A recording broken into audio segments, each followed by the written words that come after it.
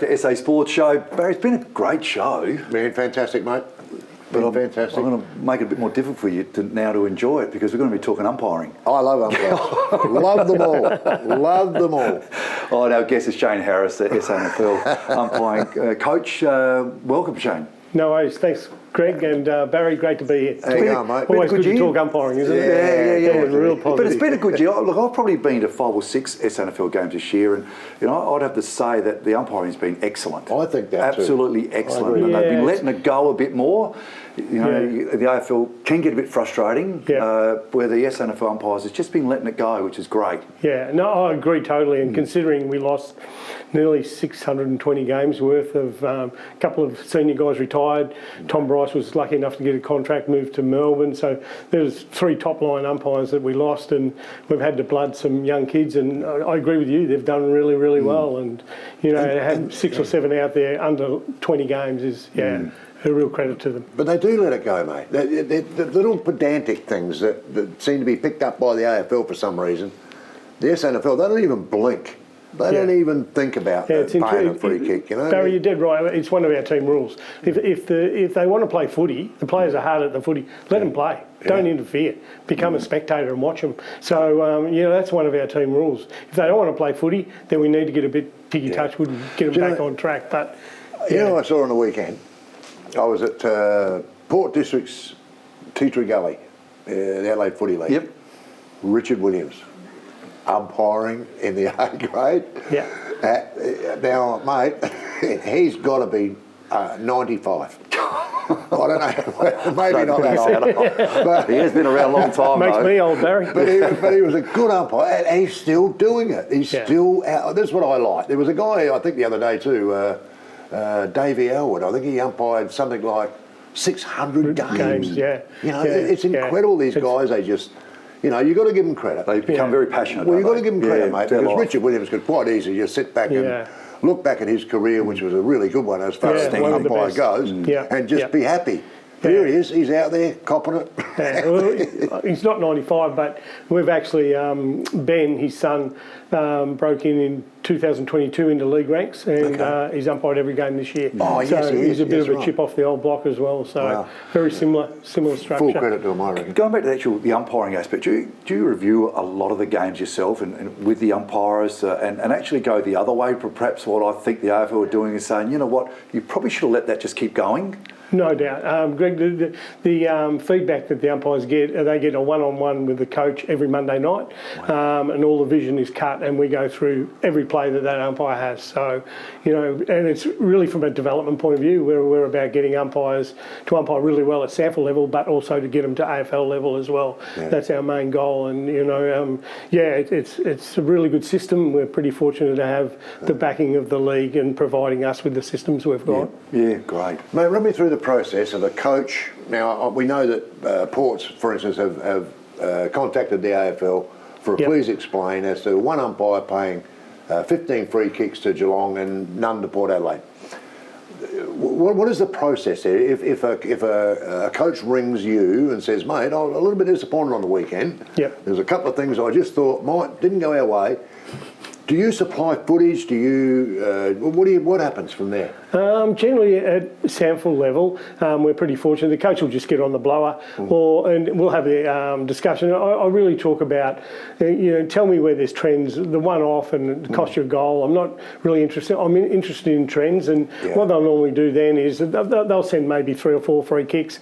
Can you have a look at these, Shane, and think, let us know what you think, so we can pass that on to the players as well. So we're all on the one page. It's an important part of the early week in umpiring. Not that, like the last 4 or 5 weeks, I haven't heard from a coach. Well, there you go. I think that gives. I'm not that happy how you're looking at me, by the way. I know there's you seem to be referencing me every time you're talking about that. I did ring a few times, didn't I, when I was coaching South Adelaide, and I would say pretty much I was always. It was great to actually sit down because I looked at a different perspective, and I was really at the heat of the moment. And when you do sit down, you think, well, perhaps I was wrong. It's interesting, Greg, that the new coaches that come come in, they're a bit like that initially, and then all of a sudden they realise, well, if I have a look at it in the cold, harder day, it's not that bad. But and I apologise for ringing at night as well. No. Look, I admit, if we get it wrong, we get it wrong. But generally that's picked up on a Monday night with the one-on-one with the coach, so it's pretty thorough. And you're saying that you haven't heard anything for 4 or 5 weeks. Yeah. That's perfect. Yeah. That is perfect. That means they're doing their job. And generally, when we do hear from them, they're generally right, because it normally jumps out and hits us as coaches as well, the umpires coach. So we're pretty aware of it. Yeah. I know you can't comment on this, but I can. I actually enjoy how the SANFL umpires are umpiring our games than I do the AFL umpiring the AFL games. I know you can't comment. But it just seems to me there's way better flow, and I just feel that's the game that I'm used to. I know the games have changed, and they they really push back, and I've got the presses, and they do play a lot like the AFL.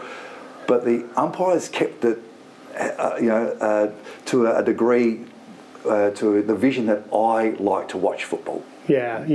I go back to our team philosophies. That's a part of our team philosophies is let them play footy. At the end of the day, we can all watch footy and pick up 50-50 free kicks. Yeah. We don't need them. Yeah. At the end of the day, let them go. Just pay 50-50 what we call the obvious and blatant ones that jump out and hit you. Pay them. I love the hard tackling. I love the hits. And it's just they've taken it right away. And I went and watched Sturt versus Glenelg at down Bay Oval. There's some big tackles and big crunches, and it was just playing on. The players knew what was going on, and the crowd loved it. And wow, it becomes a great spectacle. And that's what footy's about as well. I agree, totally, Greg, and that's why I still love going. After so many years, I just love being at the SANFL footy. It's amazing. Okay, how many blokes we got now that we can get into that AFL panel? Give us a bit of a hand out there because we're getting slaughtered at the minute. It's interesting. It just appears that way. I mean, I'm not saying just Port Adelaide, but a lot of the interstate teams, to me, when I watch games, I think, boy, come on, you can't pay that or whatever, and then something different gets paid at the other end. I know umpires don't go out there to do that. That's just no problem at all with that.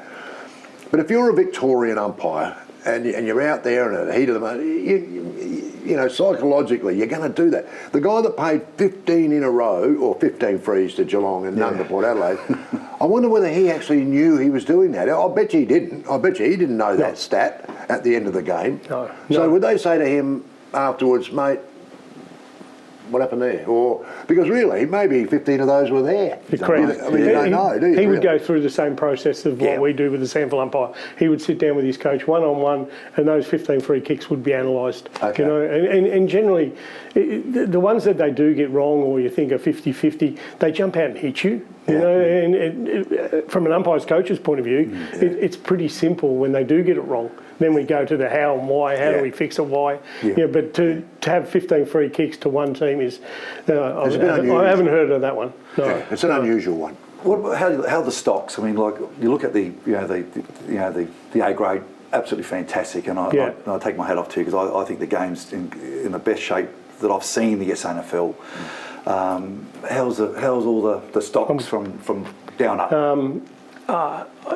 Greg, I'm glad you asked me. It's been so pleasing this year at our junior ranks. To give you an example, at our SANFL juniors, where we appoint 520 umpires on a weekend, going out on a Sunday, Friday night, and we had 329 registered last year. 751 this year. Wow. Amazing. Wow, that's up there. Just the team have been upfront, honest with the clubs, and we brought in a play one day, umpire the next. So if you play on a Saturday, why not umpire on a Sunday, or vice versa? And I'll give you an example of the Camperelli boys who are coming through the system and are really good players and could get drafted. They both umpire on Sundays for a rehab run, education purposes, so if they know the rules better, and that's coming from Scott by all means, and it's been phenomenal, and it's just so exciting. Now the challenge is we've got to keep them.